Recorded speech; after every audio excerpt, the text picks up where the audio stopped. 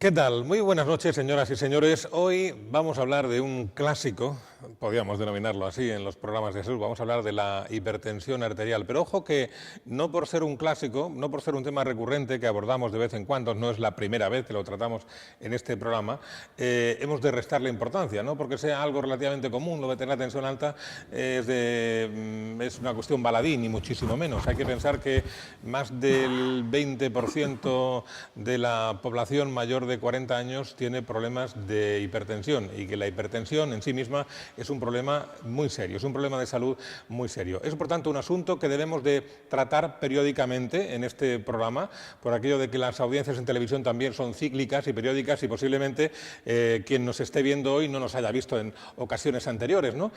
O no nos vaya a ver en ocasiones posteriores cuando hablemos de la hipertensión. Hoy vamos a hablar de la hipertensión y lo vamos a hacer con nuestro colaborador habitual de cada martes, el doctor Juan Enrique Pereñíguez. Buenas noches. Buenas noches, Pepe. Hoy no tenemos con nosotros por circunstancias, contratiempos, pequeños contratiempos que se han presentado en su agenda al doctor Juan de Dios González, pero sí que está con nosotros el doctor Mariano Leal, que también es médico de familia, ejerce en el Centro de Salud de Murcia, San Andrés, y es un experto en temas de hipertensión arterial. Doctor Leal, buenas noches. Buenas noches. Bienvenido también al programa. Muchas gracias. Bueno, ¿por qué es tan importante? Bueno, yo no sé si querías empezar por otro sitio o entramos ya en el tema. Hombre, qué menos que mandarle la camita del enfermo, etcétera, etcétera, a Juan de Dios.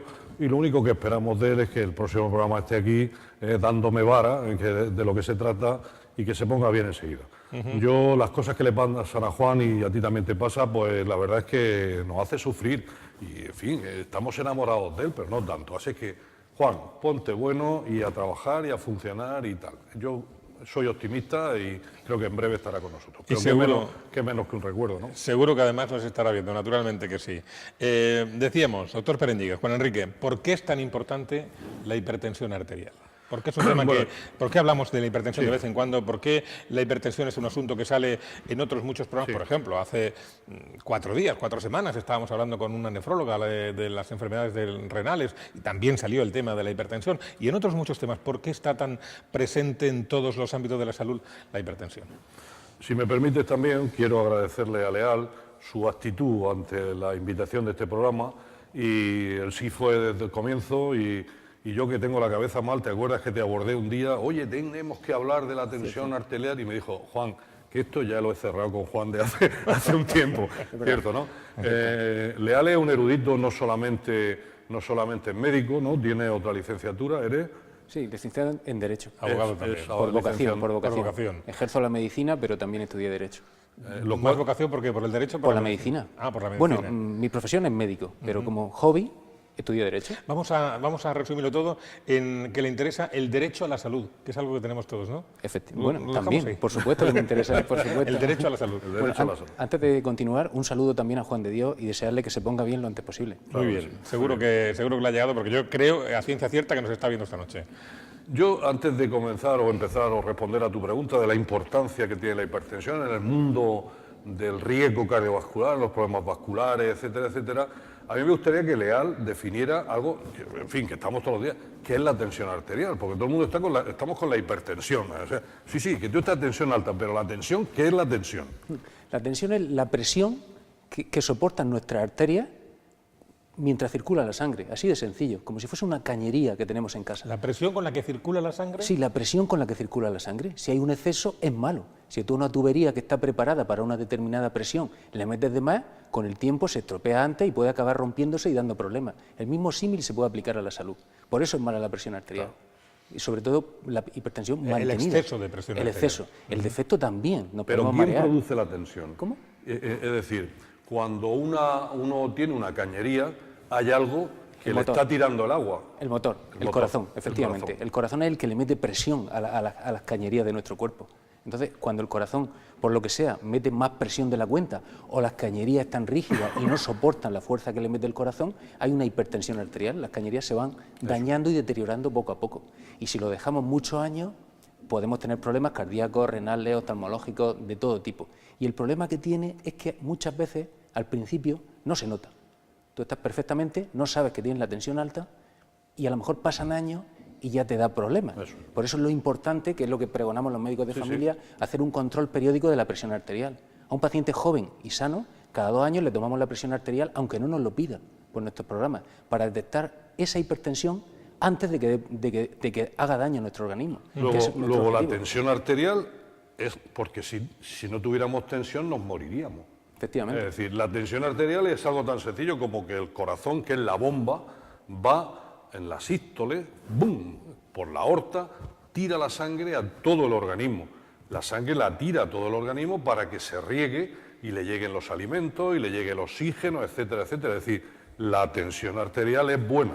El problema, como muy bien dice Leal, es que si las cañerías se van poniendo cal, o el corazón tiene problemas, etcétera, etcétera, la cantidad de sangre que tiene que llegar, donde tiene que llegar, al riñón, a los pulmones, a la piel, etcétera, etcétera, disminuye, ese flujo disminuye y puede generar problemas. Luego ya sabemos que es la tensión arterial, ¿no?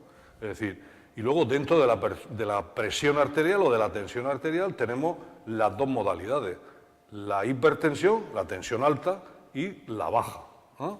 A mí me gustaría que empezáramos hablando qué es la hipotensión, o lo que dice la gente en la calle. Yo usted, don Juan, es que tengo, o doctor Leal, don Mariano, tengo la tensión baja. ¿Eso qué es? ¿Qué es la tensión baja? Cuando dicen, tengo 8,4, tengo 7,3, sí, te llegan con esa cifra directamente, no te dicen milímetros de mercurio, 8,3. Eso es que la presión que tienen las arterias dentro, por la que circula la sangre, es muy baja. Entonces, si la sangre circula con poca presión, llega mal a los órganos, llega mal al cerebro, llega mal al riñón, llega mal al corazón, y eso también es malo, no se oxigenan lo suficiente y sufren, sobre todo el cerebro. Cuando tenemos la presión, la tensión muy baja, nos mareamos. ¿Por qué nos mareamos? Porque no le llega la sangre con suficiente presión al cerebro, no llega azúcar al cerebro, no se riega bien y nos mareamos y nos podemos caer al suelo, que es uno de los principales problemas de la presión baja, ¿no? De la tensión baja. Pero sobre todo, yo creo que coincidiremos, ¿no? Yo creo que la tensión baja, sobre todo la gente que tiene tensión baja, las mujeres cuando tienen la regla les suele bajar la presión arterial, las personas mayores que tienen más dificultades a veces tienen y sobre todo ocurre, y es un acto que estamos viendo y lo vemos continuamente en la consulta, y es cuando uno se levanta o cuando uno, eso se llama ortostatismo también, pero el ortostatismo en las personas de edad avanzada, etcétera, etcétera, y que no tienen la tensión muy alta, esos cambios bruscos de posición hace que el riego, teniendo la tensión baja, no llegue suficientemente al cerebro, etcétera, etcétera, y el personaje cae, o sea, se marea. Esto es muy frecuente verlo en las consultas. Mire usted, me he levantado y me he mareado, y tengo una sensación de mareo, o me ha llamado mi hija y al volver bruscamente la cabeza, aparte de que haya en la cabeza unos sistemas que controlan la tensión arterial. Luego, la tensión arterial, yo siempre digo que es como un seguro de vida. El seguro de vida, la tensión baja es un seguro de vida, pero los seguros hay que pagarlos, ¿no? Los seguros que todos los años nos llegan, pues que si esto, que si lo otro, eso hay que pagarlo. Pues la tensión arterial baja, es decir, que tiene menos riesgo para tener problemas, hay que pagarlo. Y hay que pagarlos con mareo. Claro, eso iba a preguntar, si ese dicho popular de que la tensión baja es un seguro de vida, si es del todo cierto. Lo es quizá, pero con matices, ¿no? Si no tienes síntomas y no te mareas, es cierto. Tus cañerías trabajan con menos presión y se dañan menos. Magnífico. En el fondo somos físicas. Si una cañería de goma, de plástico, no le metes mucha presión, te dura más. Claro. Lo mismo nos pasa a nuestras arterias. Pero claro, el problema es que te puedes marear. Y te puedes marear conduciendo, en fin, puedes tener un problema serio. Pero si no te da síntomas y no te mareas, fenomenal. Magnífico, ojalá la tuviésemos todos baja. Sí, sí.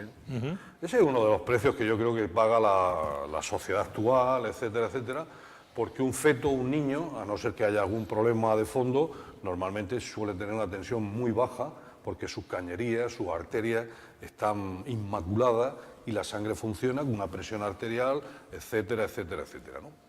Muy bien, entonces yo creo que llega el gran momento, ¿no? El momento de la noche donde debemos definir, pero definir con un mensaje claro.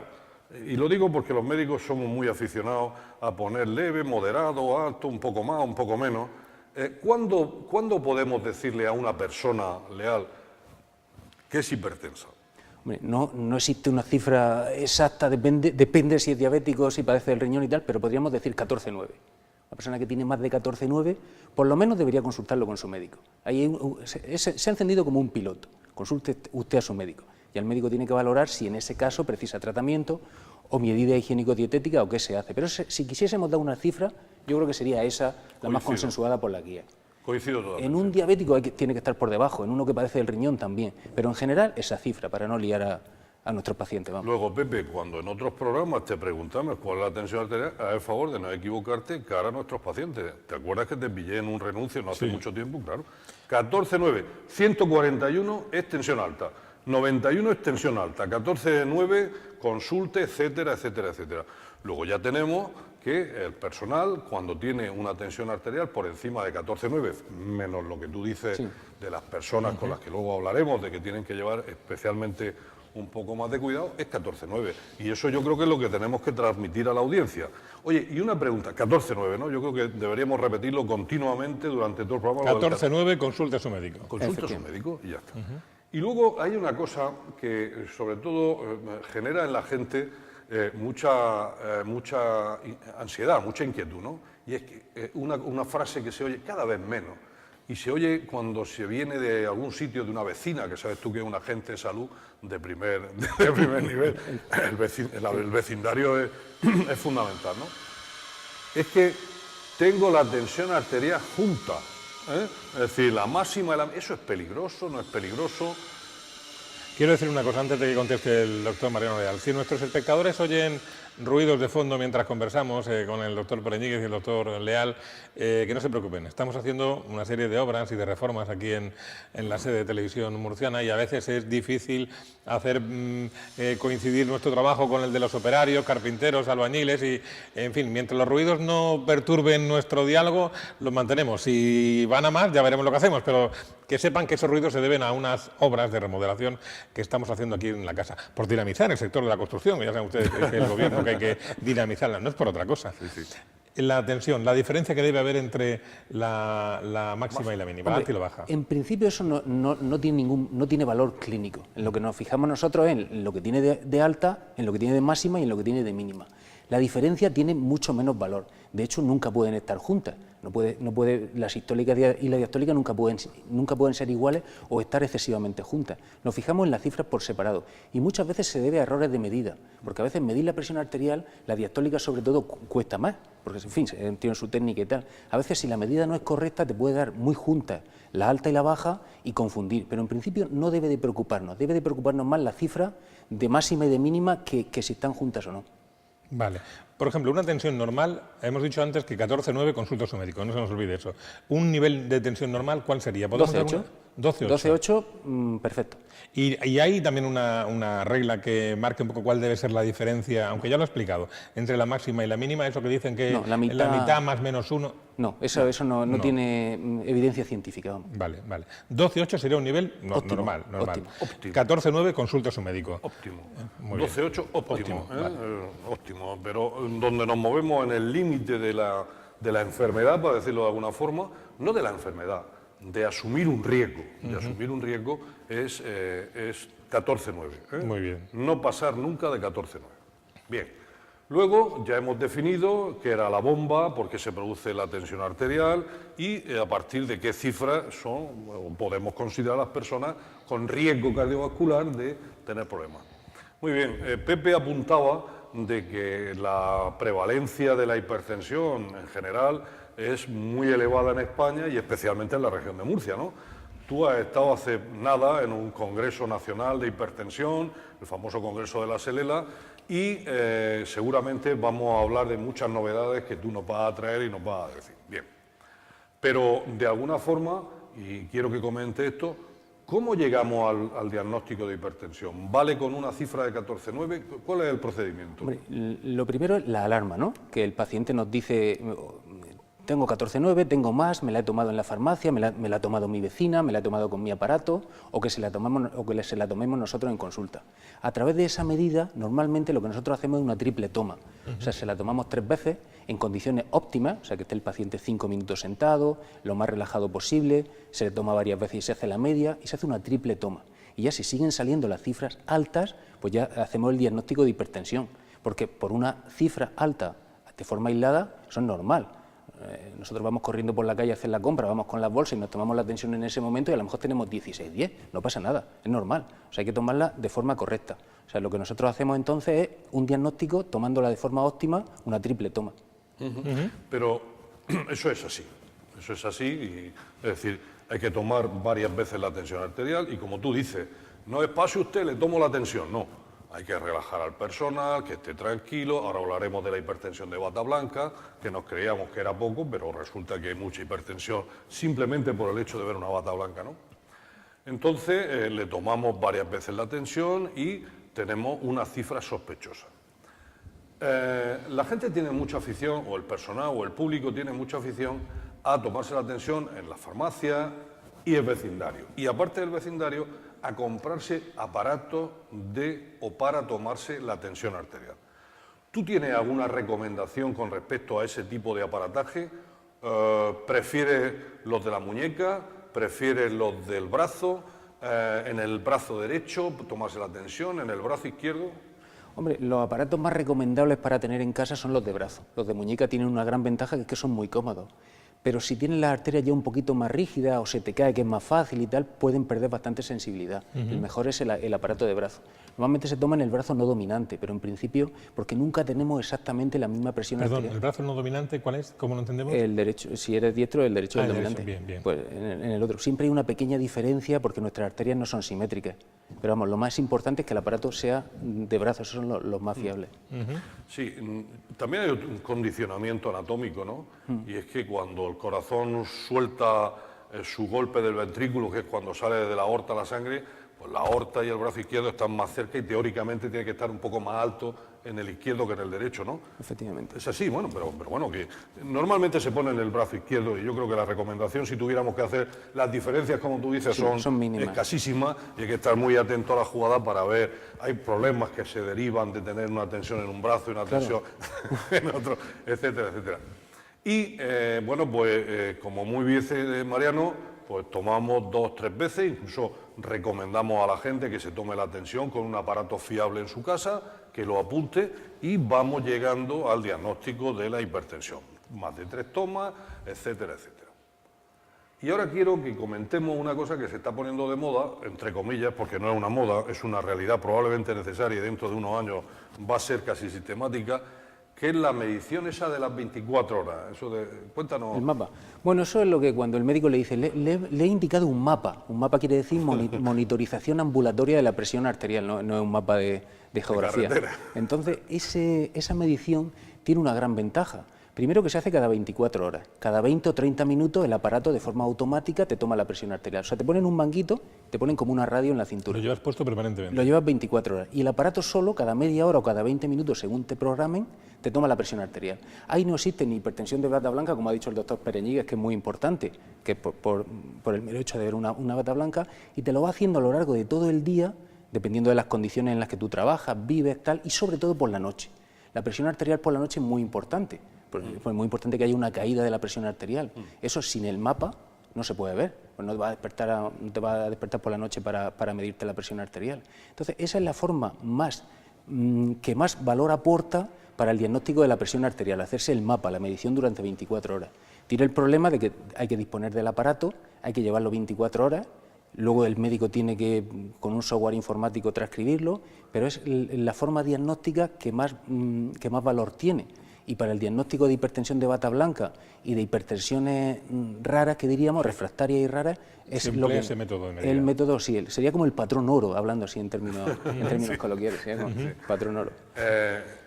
Insistiendo un poco en esto y aclarando un poco la cuestión, el 95% de las tensiones arteriales, cuando uno se le diagnostica de hipertensión, no sabemos la causa. ¿Hay una causa específica de hipertensión arterial que eliminando esa causa nos normalizaría la tensión? No, y a eso se le llama hipertensión esencial, ¿no? Y luego hay otra que es un 5%, incluso menos, un poco más, pero vamos, sobre el 5% o un poco menos, que se habla de secundaria. Hay enfermedades que debutan con cuadros hipertensivos. En esto yo creo que no vamos a entrar porque, como la gente sabe, en el momento que se le hace a uno un diagnóstico de hipertensión, pues se le piden unos análisis, ¿no? para saber más cosas, pero no, en fin, buscando un estudio completo de una serie de parámetros, etcétera, etcétera, etcétera. Luego, hipertensión esencial, que es la que nos ocupa, la que tiene la inmensa mayoría de la gente, y una hipertensión secundaria.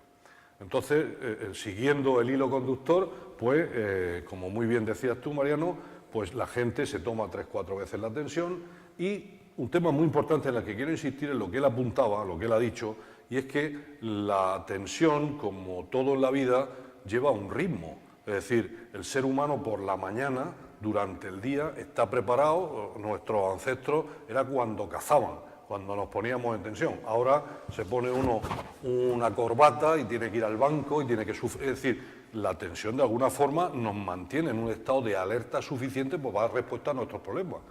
Y entonces lo que ocurre es que uno no puede estar alerta 24 horas y entonces lo normal es que por la tarde-noche esa tensión baje de una forma razonable, y es lógico pensar que la tensión arterial durante el día y por la noche, en la noche estamos tranquilos, descansando, la frecuencia cardíaca baja, estamos relajados y la tensión baja. Si no bajara, como él apunta, eso genera o puede generar un problema grave.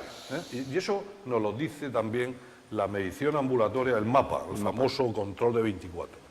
En 24 horas lo que nos va a decir es dónde nos movemos, las medias, por dónde estamos. Si yo a Mariano durante el día voy y le doy un disgusto, pues seguro que le sube la tensión. Pero Mariano, que es un hombre ordenado y abogado, antes de denunciarme, lo que hace es se relaja y la tensión baja. Entonces, de esas medias de subida y bajada, que es lo normal, podemos decir, este hombre a lo largo de todo el día ha hecho tales cifras de tensión y de esta forma pasa de 14,9, puede ser hipertenso o es hipertenso. Es que creo que es bueno aclararlo porque muchas veces nos mareamos con las cifras. Luego, sencillamente, ¿cómo diagnosticamos la tensión, la hipertensión arterial? Tomando la tensión como sea, pero bien, con el manguito, con el mapa o como sea, pero haciéndolo bien, relajadamente. Cuando le decimos a la gente, siéntese, el personal se pone así, ¿no? Uno tiene que estar sin la correa puesta, habiendo hecho pipí, en un ambiente agradable, en fin, 5 minutos de charla con el profesional. Y eso lo vamos haciendo y cada vez más, ¿no? Y de hecho, cuando hay una cifra de tensión un poco alta y en el límite, tú estás acostumbrado a decirle, sálgase usted, relájese, hable con el vecino, que el vecino le va a indicar lo que hay que hacer, vuelva usted a la consulta y tal. Y llegamos al diagnóstico de hipertensión. Leal apuntaba porque era importante la tensión arterial. Yo creo que podíamos entrar al detalle. ¿Qué es lo que ocurre en el cuerpo humano cuando tenemos cifras de tensión arterial repetidamente elevadas?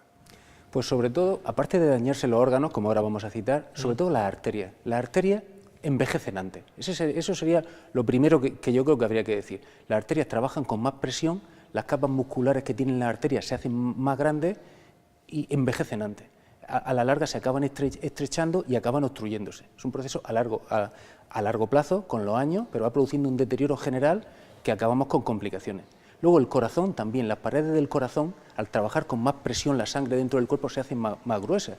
Eso que hace que las paredes del corazón necesiten más oxígeno, porque son más gruesas, aumenta nuestro riesgo de que tengamos un infarto. Necesitamos más oxígeno, no se lo podemos mandar, envejece. Nuestros riñones son como coladores que van filtrando la sangre. Si le metemos más presión a un colador se estropea también, los huecos del colador se hacen más grandes, perdemos proteínas.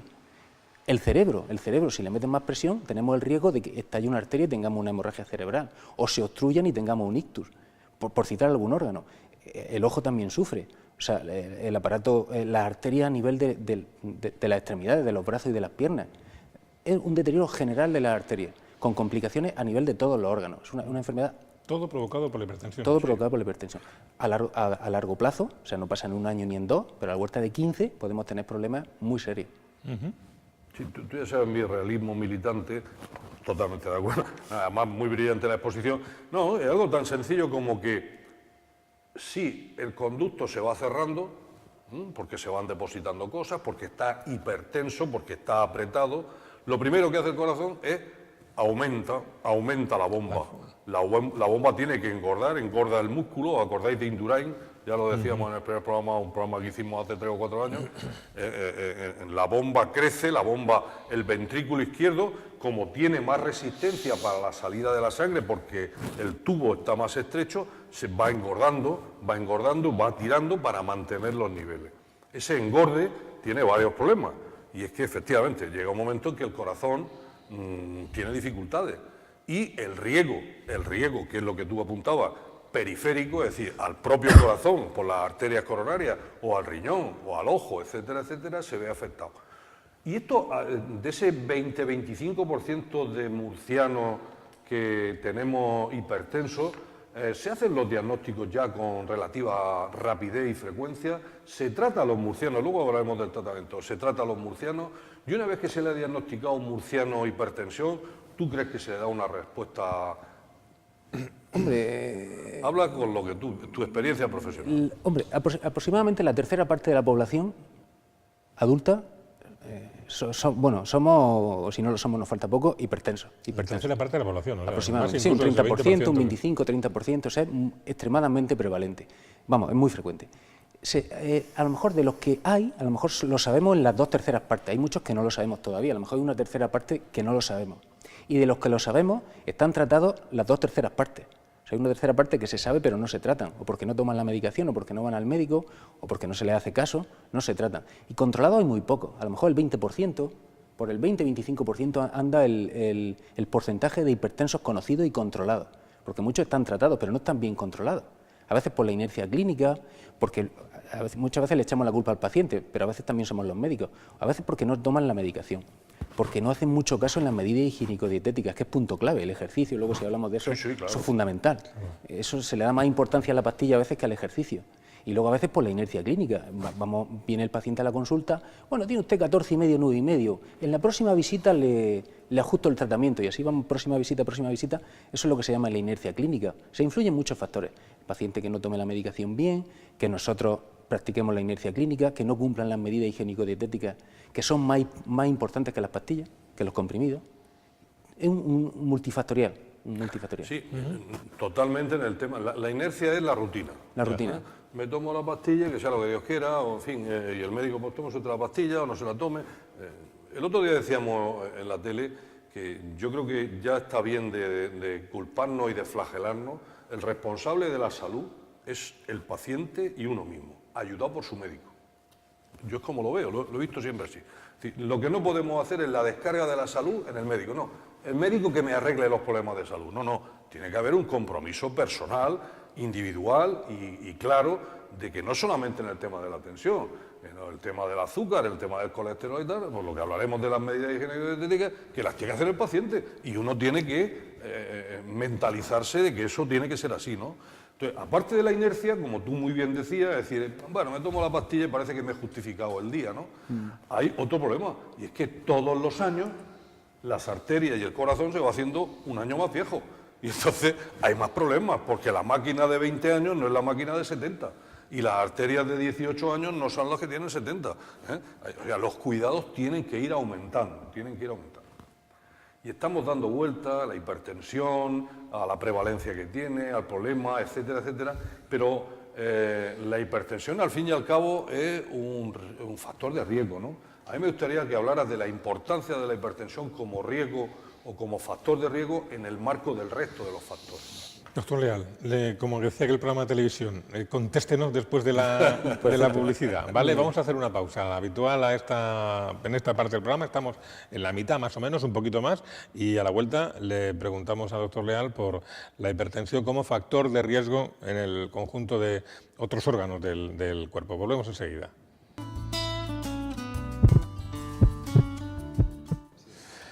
Encantados de cuidarte esta semana, hablando de la hipertensión arterial, bueno, de la tensión arterial, pero focalizando la atención fundamentalmente sobre la hipertensión arterial, con el doctor Juan Enrique Pereñíguez y con el doctor Mariano Leal, ambos médicos de familia. Quienes se hayan incorporado tarde habrán visto que esta semana no está con nosotros el doctor Juan de Dios González, que, en fin, pues como decíamos, un pequeño contratiempo de salud le ha impedido acompañarnos, pero seguro que estará aquí la semana que viene, y a quien le reiteramos nuestro abrazo y nuestro saludo, y le preguntábamos antes de la publicidad al doctor Leal sobre la hipertensión arterial como factor de riesgo en el conjunto, digamos, del cuerpo y de otros órganos. Algo ha comentado antes ya, de que influye muy negativamente en el cerebro, en el sistema renal, en fin, pero cuéntanos un poco más, amplíenos un poco más. Bueno, la hipertensión arterial es un factor de riesgo, pero dentro de los factores de riesgo principales sería casi el principal, asociado a la diabetes, hipertensión,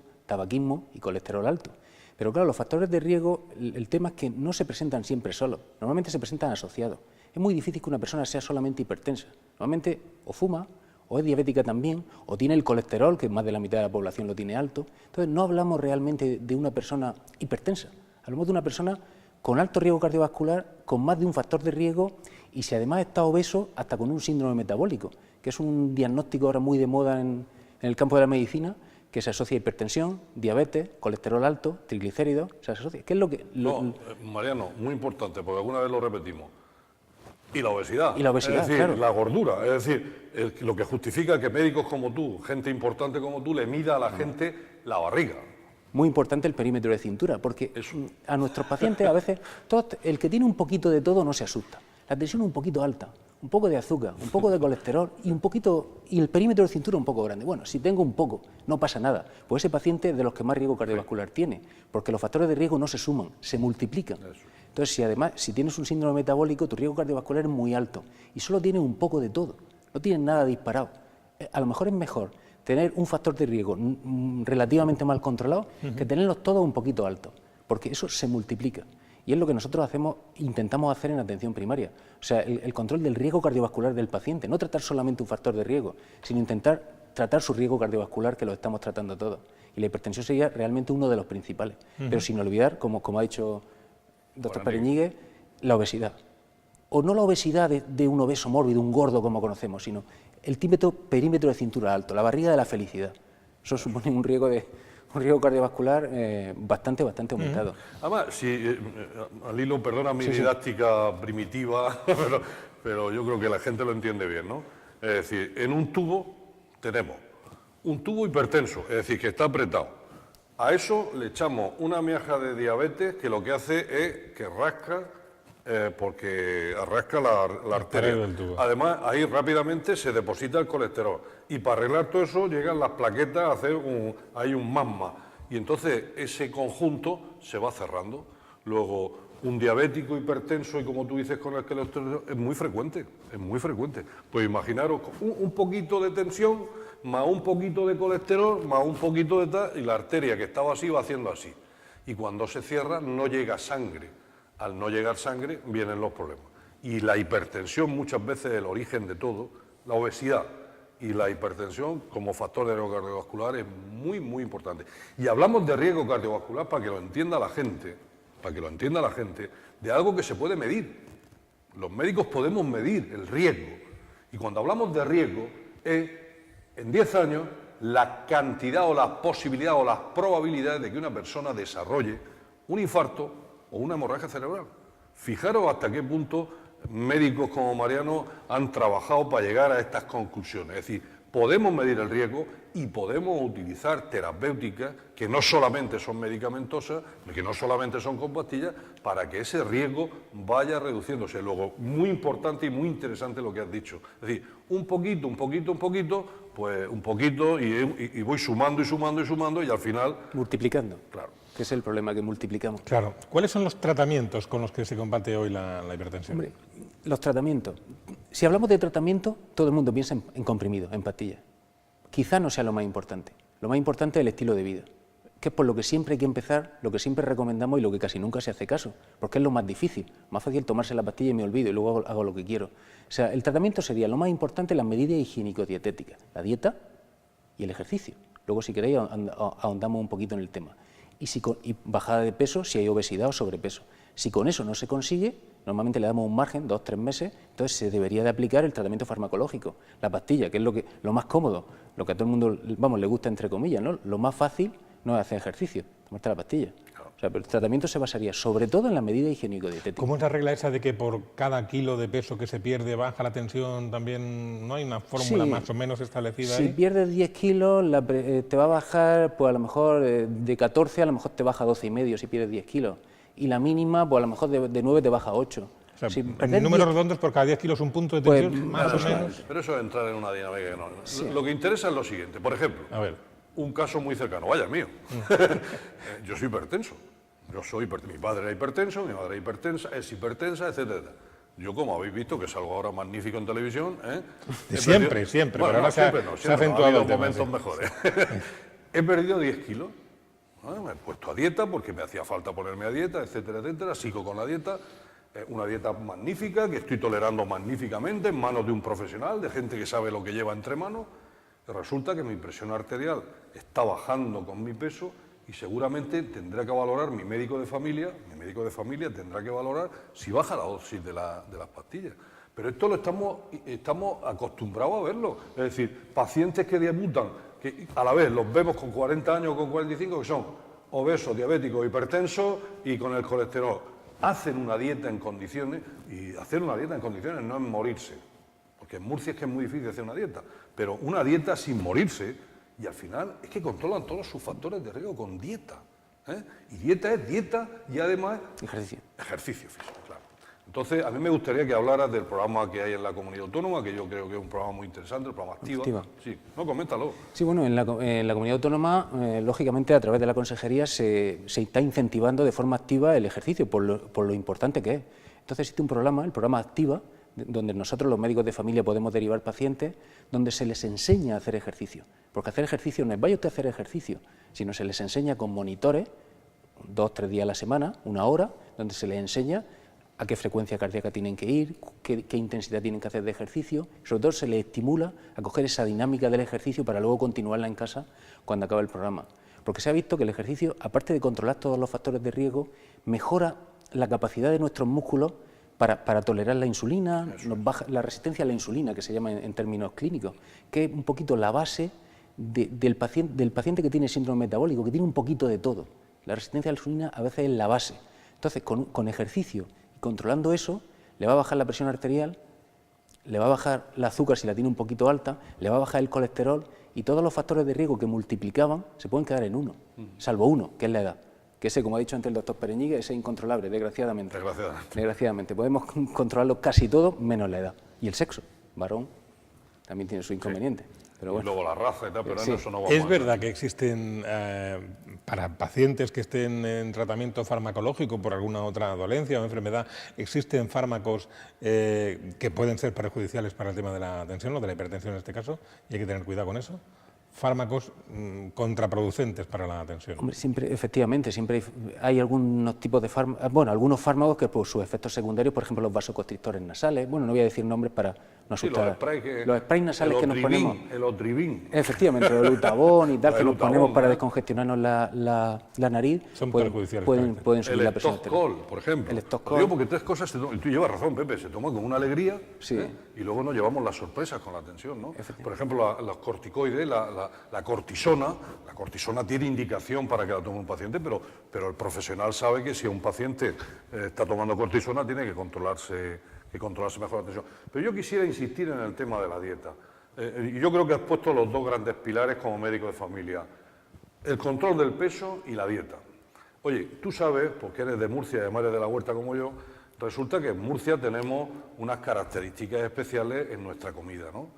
Porque en el norte se come mucho, pero también se come con mucha fruta, con mucha verdura, etcétera, etcétera. Y aquí nos gusta fundamentalmente lo que yo denomino el sagrado marrano, o sea, es que se come absolutamente las morcillas, las sobrasadas, es que además está muy rico, ¿para qué nos vamos a engañar, no? Y todo esto lleva, aparte de la grasa, etcétera, etcétera, lleva un componente, por ejemplo, una ensalada, ¿no? ¿Quién no le echa la gracia de la sal? Claro. Y un trozo de tomate con bonito, ¿eh? Es decir, quería preguntarte 2 cosas. Una, la importancia que tú le das a la restricción salina, es decir, no coma usted sal. ¿Tú crees que eso se le puede decir a un murciano? Y en segundo lugar, aparte de la sal, ¿hay algún otro elemento en la dieta que tú deberías limitar o que podrías limitar? Hombre, respecto a la sal, lo que no podemos es recomendar cosas imposibles, como dice el doctor Pereñigue. Tú no le puedes decir a un murciano que no tome sal, pero sí le puedes recomendar que no agregue sal a las comidas, que le agregue lo menos posible. Si tome bonito, que lo tome o solo los domingos o cuando hay una fiesta, que no lo tome de rutina. O sea, un poquito adaptar, sin engañarnos, la dieta a las características del paciente. Uno no puede estar a dieta todo el año, o sea, es imposible. Si el domingo tiene una fiesta, pues si se va a tomar un poco de bonito, se lo tiene que tomar, no se lo podemos prohibir. Pero no hacer la fiesta diario. Pero no hacer la fiesta diario, efectivamente, no tomarse el aperitivo todos los días, o hacer la fiesta cada 15 días, un poquito, adaptar un poquito la dieta a las características del paciente. Sal, no agregar sal a las comidas, tampoco hay que comérselo todo soso, comprar embutidos sin sal. en principio no sería necesario. También hay que tener en cuenta que hay pacientes que responden muy bien a la sal, que le quitan la sal y le baja bastante la presión arterial, y otros que no, que hay genéticamente un porcentaje de la población es sal sensible y otro porcentaje no. Eso más o menos lo sabe el paciente. Hay pacientes que se quitan la sal y les baja mucho la tensión, otros que no. Un poquito, hombre, el que veamos que es muy sensible, y con ese habría que ser un poquito más estricto, con el otro no. Y luego otro hábito es el café, que se pregunta mucho la gente: ¿el café? Tengo la tensión alta, me dejo el café. ¿Qué evidencia científica hay? El café de por sí no sube la presión arterial. Solamente si no tomas nunca y empiezas a tomarlo, al principio te sube un poco, pero luego te adapta. En principio el café no sería necesario dejárselo de forma radical, tampoco abusar. Si tomas un café 2 al día no pasa nada, tampoco 6. Pero la gente pacientes que nos preguntan: ¿el café me lo tengo que dejar de forma radical? No, si usted toma café, tómese 2 al día. No hace falta que se lo deje, tampoco se tome 6, ¿no? Un poquito. ¿Y el alcohol? Hombre, el alcohol... O sea, un par de vasos de vino... Perfecto. El alcohol lo que nunca se debe recomendar es a alguien que no toma alcohol que empiece a tomarlo, ni vino tinto. El que no toma alcohol que siga sin tomarlo. Otra cosa es, como dice el doctor Pereñigue, el que nos pregunte: me tomo 2 vasitos de vino, un cuarto de litro a lo largo del día de vino repartido por las comidas. ¿Puedo tomarlo? Sí, siga usted. Porque el alcohol, sobre todo el vino tinto, a dosis bajas, moderadas, tiene efecto beneficioso, tiene efecto antioxidante y tiene efecto protector para las arterias. En exceso es malo, y lo que nunca se debe de hacer es utilizarlo como medicina. Uno que no toma, recomendárselo. ¿Por qué? Porque se le puede ir de las manos. Pues sabe usted que hay polémica sobre eso, sobre el tema del alcohol, porque hay quien publica que la historia esa que el vasito de vino es beneficioso, hombre, que ni gota de vino ni gota de alcohol. No lo han probado. Claro. No lo han probado. No, bueno, eso sí, que no lo hayan probado es otra cosa, y el de Jumilla tampoco. Decirle a un mediterráneo que el vino es malo, pues, en fin, es beneficioso para la salud, seguro. Incluso en el milagro de las bodas de Caná, quiero recordarle a los presentes y a los que nos estén escuchando que Jesucristo cambió el agua, ¿por qué? Por gin tonic, por ginebra, ¿por qué la cambió? Por vino de ¿Por Jumilla. qué hizo el milagro? Por vino. Eso forma parte de la cultura mediterránea. Y un vaso de vino... Otra cosa, y es que donde yo quería ir, lo del vino estamos de acuerdo, ¿no? Y los gin tonic, los whisky, mira, ahora se ha puesto de moda el gin tonic, me da un golpe de gin tonic, oye, qué bien me encuentro. Hombre, pues un gin tonic no es malo, es como todo, ¿no?, en la vida. Depende, la creencia típica del whisky es bueno para el corazón. Eso nos lo preguntan muchos pacientes. Es que a partir de ahora voy a tomar un whisky que me ha dicho el cardiólogo, tal. ¿Es bueno para el corazón? El whisky no es que sea bueno ni malo. Si tú tomas muy poquito whisky y la cantidad de alcohol que lleva es poquita a lo largo del día, es bueno. Un poquito de alcohol no es malo, pero no existe ni gin tonic, ni whisky, ni ninguna otra bebida que tenga propiedades beneficiosas para el corazón. Eso es una creencia, que eso nos lo preguntan mucho. ¿Whisky para el corazón? ¿Me voy a tomar que eso es bueno? No. ¿Y el tabaco, doctor Leal? Nefasto. Lo peor que se puede tomar. Ni un pitillo al día, Ni ¿no? uno. De hecho, por fumar un cigarrillo al día ya se considera una persona fumador desde el punto de vista científico. O sea, cigarro ni olerlo, nunca mejor dicho. Eso hace que las arterias se estrechen, se llenen de colesterol por dentro y se obstruyan. O sea, eso es malísimo. Ahí no hay discusión. No es como el alcohol. Y otra pregunta que ya le hemos planteado una vez a otros colegas suyos que han venido y nunca sabemos si es una leyenda o tiene algo de cierto o no. Eso de tomar una aspirina de vez en cuando porque dicen que puede prevenir, de tal o cual, ¿cuánto hay de leyenda o cuánto puede haber de cierto?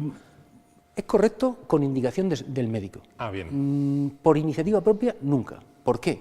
Porque uno no se debe automedicar, y menos con una aspirina. Puede tener problemas gástricos, puede tener problemas de coagulación, y uno no se la debe tomar jamás por iniciativa propia. Si tiene esa duda, que se la consulte a su médico. Sí. Y su médico valorará su riesgo cardiovascular y verá si es conveniente o no.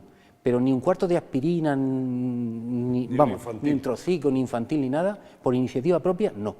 Puede ser muy perjudicial. Vale, aclarado. Vamos, me parece que la verbalización ha sido perfecta. Ojo, los hipertensos, y además le dice a la vecina: tómate una pastilla. Imaginaros lo que supone, la aspirina altera la coagulación, cuando una subida de tensión genera una mínima hemorragia, cuando esa sangre no puede coagular. Luego el remedio y la enfermedad es terrible. O sea que ojo con la aspirina, claro, que tiene que tener una indicación en el marco del riesgo cardiovascular, no de la tensión, ni del azúcar, ni lo demás. Efectivamente, de hecho, utilizar aspirina en un paciente con la hipertensión, con la tensión muy descontrolada puede ser malo por lo que ha dicho el doctor Pereñíguez, puede tener una hemorragia. Para utilizar la aspirina como prevención, muy importante que la tensión esté más o menos controlada, porque si no puede ser peligroso. Claro. Por eso digo que por iniciativa propia nunca. En caso de duda, en este caso consulta a su médico. Y simplemente quisiera hacer, si me permite, sí, claro. Quisiera hacer, es que cuando nos estamos poniendo a gusto, Pepe nos hay que terminar, tenemos que hacer un programa de 2 horas, ¿con quién hay que hablar? Bueno, aquí vamos. Hemos hecho, yo creo que un camino, a mí me ha gustado mucho, ha estado especialmente didáctico, y llegamos al final, pues bueno, pues las personas pues hacen sus tratamientos, hacen ejercicio físico, mejoran, etcétera, etcétera, pero la cifra de tensión sigue estando un poco alta. Entonces, la pregunta que yo te hago es, no vamos a entrar en el detalle de cada uno de los medicamentos, que hay un montón. ¿Tú crees que el arsenal que tenemos los médicos hoy en Murcia y en España y en el mundo es suficiente para dar respuesta a la tensión arterial mayoritariamente? Sí, la respuesta es sí. Tenemos gran cantidad de fármacos que además se pueden combinar y además son bastante seguros. Los avances farmacológicos que hemos tenido en las últimas 3 décadas, más que a la eficacia, han ido hacia la seguridad. Ahora tenemos fármacos con muy poquitos efectos secundarios, muy seguros y que muchos se pueden combinar. O sea, yo creo que tenemos arsenal terapéutico más que suficiente. Y en casos extremos, lo que comentábamos antes con el doctor Pereñíguez, puede haber hasta un tratamiento que se podría considerar quirúrgico, ¿no? La denervación de la arteria renal, que está todavía en estudio y tal, pero arsenal terapéutico existe. O sea, se puede controlar. Mariano, si me permite, y yo ya no hago más preguntas, te lo prometo. No me vuelvas a llamar doctor Pereñíguez, llámame Juan Enrique, vale, que soy colega tuyo. De acuerdo, de acuerdo. Es que esto de la tele siempre genera un poco de... Eso en otras televisiones, pero aquí tenemos una charla entre amigos que es de lo que se trata, ¿no? Yo lo que quisiera es que de alguna forma transmitiéramos al personal que no es ningún fracaso terapéutico el que uno tome una pastilla o 2 o 3 para la tensión, lo apuntabas, ¿no? Es decir, hay tensiones... Sigue tú con ese argumento. Sí, hay tensiones que pueden necesitar, no porque sea un fracaso, como ha dicho Juan Enrique, porque es necesario, pueden necesitar 4 fármacos a dosis alta, es normal. La tensión a veces no es fácil de controlar y a veces es imposible con un fármaco, porque cada persona tenemos una respuesta interna a los fármacos y tal, y a veces un fármaco solo te baja un punto o medio punto, tienes que utilizar un segundo, tienes que utilizar un tercero. De hecho, hay hipertensiones que los médicos llamamos refractarias, que necesitan 3 fármacos a dosis máxima, un diurético, en fin, que a veces tenemos que utilizar 4 fármacos. No es ningún fracaso, y a veces hay que cambiarlo, porque un fármaco a una persona concreta no le da resultado. A lo mejor a la vecina sí, pero a él no. O sea que ningún problema. Y a veces 4 fármacos sin problema. Y a veces hay fármacos comprimidos que en la misma pastilla llevan 3 cosas, con lo cual a veces se mejora también el cumplimiento terapéutico. Muy bien. Pues yo creo, Juan Enrique, que hoy hemos hecho uno de esos programas que denominamos prácticos, de verdad, en los que hemos hecho un programa eminentemente divulgativo, claro, que es de lo que se trataba. Por otra parte, es verdad que unas semanas que lo conseguimos y otras no tanto, pero esa semana sí que lo hemos conseguido, además hemos hecho pleno el 15, ¿es así o no? ¿Estamos de acuerdo? Es que esa es la idea, o sea, si tanto Mariano como yo estamos acostumbrados a ir a foros con chaqueta, corbata, doctos académicos y tal, y eso lo hacemos porque es nuestra profesión y tenemos que hablar a otro público, tenemos que hablar entre colegas, etcétera, donde no el nivel, porque yo creo que un aspecto fundamental del médico de familia es la comunicación, aparte de con los colegas, fundamentalmente con el público, con la gente, ¿no? Que estamos para el tema de la gente, ¿no? Entonces yo creo que este tipo de programas, no por el nivel, yo creo que Mariano le ha dado un nivelazo a este programa, un nivelazo, y ha normalizado una situación que estamos viviendo todos los días, y cualquiera que nos haya seguido con su ejemplo, etcétera, etcétera, pues hemos explicado perfectamente la tensión, que no hay que volverse loco, que tiene solución, y que hay que hacer lo que hay que hacer, comer mejor y hacer un poco de ejercicio, y ponerse en manos de don Mariano para que les mande la pastilla adecuada. Y no fumar y no beber. Fumar. Beber moderadamente. Moderadamente. Siempre hemos dicho, Mariano, que los invitados a este programa no queremos que vengan a demostrar lo que saben, damos por hecho que saben mucho, ya lo sabemos, sino que tienen que saber explicar lo que saben, que eso es cosa distinta. Eso ya, yo creo que es mucho más difícil incluso, pero en tu caso lo has conseguido y te agradecemos mucho que hayas estado hoy con nosotros en este programa. Muy amable, muchas gracias. Muchas gracias a vosotros por haberme invitado y por haberme tratado tan bien. O sea, por favor. Juan Enrique se nota que es mi amigo, ¿no? Muy bien, Mariano Leal, médico de familia, muy amable, muchas gracias y hasta la próxima. Gracias. Juan Enrique, la semana que viene nos vemos, esperamos ya que con Juan de aquí en el plató. Pasa un rato muy agradable hoy. Yo también. Gracias también a ti. Y a ustedes, pues eso, la semana que viene, el martes que viene, bueno, martes o miércoles o domingo, según el momento de la semana y la hora que ustedes elijan para vernos, aquí estaremos en Encantados de Cuidarte. Hasta entonces.